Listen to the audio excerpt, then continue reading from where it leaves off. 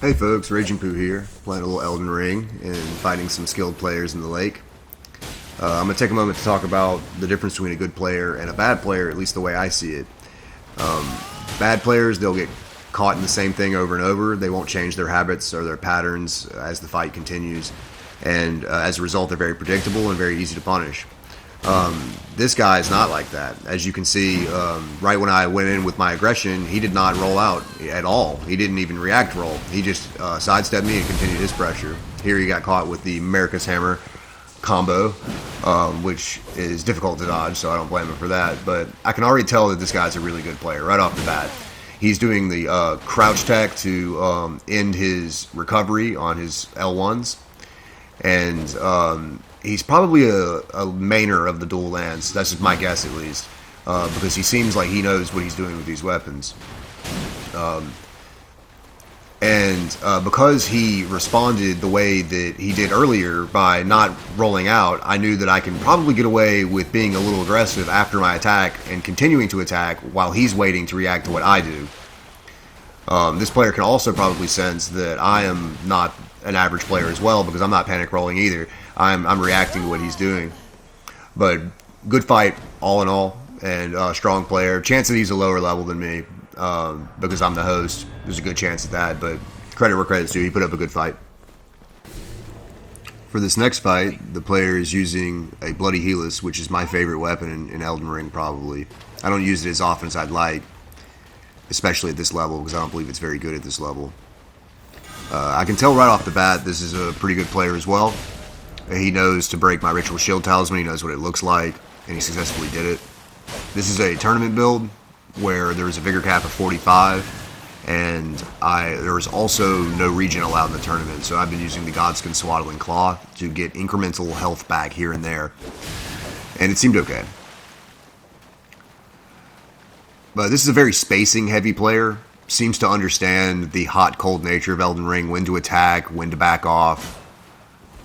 He's a touch laggy, jumps around just a little bit, not so much to where it's a huge problem. And when I hit him, it seems like the damage registers quickly, so he's not incredibly laden with me, just a little off.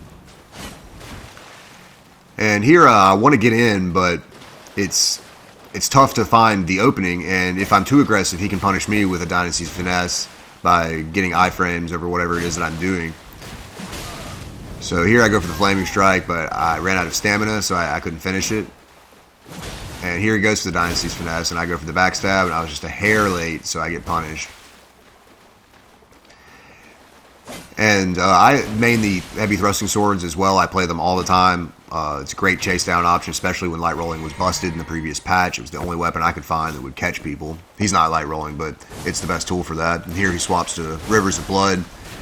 And unfortunately, that weapon got nerfed pretty hard. I know this is like an unpopular opinion. I don't believe it should have been nerfed. I fought against it a lot. I didn't use it very much except for in PvE every now and then, but its damage is really low now. Doesn't stun, doesn't have good bleed build-up. It's pathetic. It's really unfortunate what they did to that weapon, in my opinion. So here he's swapping up to a Great Spear, try to mix it up a bit, and I get him with the Flaming Strike combo at the end. He did not make very many mistakes, but that one panic roll was all I needed to finish it off. But all in all, good fight and good player.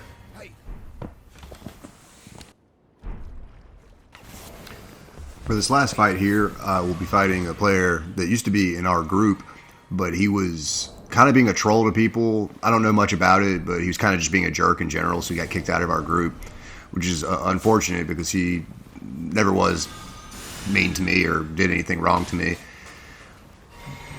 But this is my first time fighting him.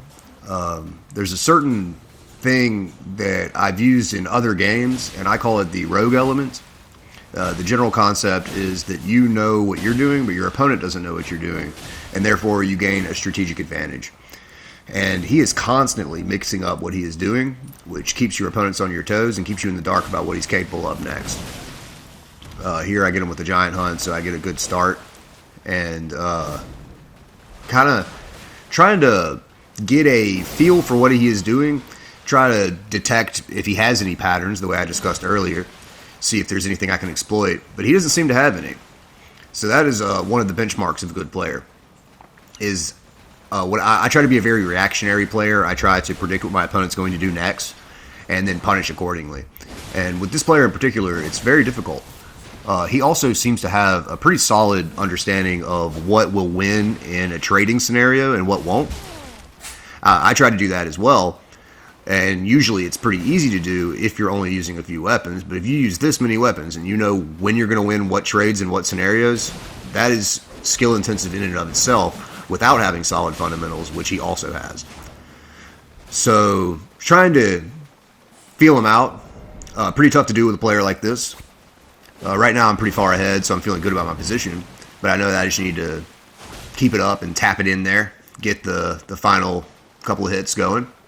And he is pretty good about playing from behind, I'd say, compared to a lot of the other players that I fought. Here he gets a couple of Moonveil punishes, and now it's close. So it's anybody's game. And I have to be careful with the spinning strike here. Didn't want to trade like that, for instance, because I knew that he would win the trade, but I was hoping that I would be able to get the shot in first. Here I swapped to the Blue Feather Branch Sword. It's not currently active, but I'm hoping it will be at some point. And here he's throwing pots. I go for a pot trade. I threw mine just a little earlier, and I tried to roll out, but he hit me and almost killed me. Very close fight. Very well played. Good player. But that's it for this video. See you next time.